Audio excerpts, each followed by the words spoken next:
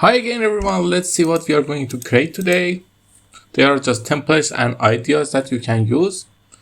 You see it has its own effect, so let's start creating that. At first we need to insert a new slide. In the new slide we need 2, not 4, rectangle 1, okay.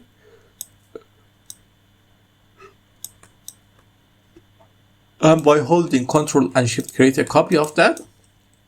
And then 2 copies of them, then reduce their size.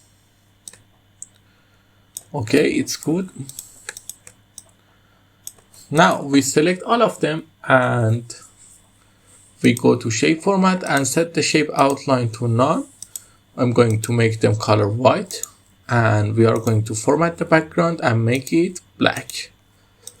See, it's nice always having contrast. Contrast is going to make everything look greater. Now we copy these two. You see, I need to put it in the place. Some of you may ask how I create that. It's easy. I format the shape, go to text option and use gradient fill as a field. You can use it and create the effect. It's pretty simple. Let's for now I modify it.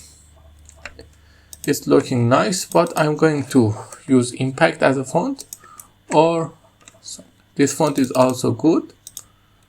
Now everything is created, but I need to recolor it because what? Because the background is black, so this thing is going to be color white and that thing is also good. So let me bring this 4 to front, and also I'm going to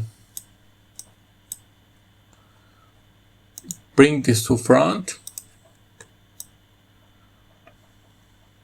It's good. Now I copy this slide. As you can see, everything is white because you need to color the background. Now I bring it to the top, and after that I just simply need to bring it out, but don't forget to bring it out in the size that it has its own effect. Now set the transition to morph. Let's take a look at the slide. It looks as beautiful as possible. I hope you like it. If you like it, tell me in the comments. Have a nice time.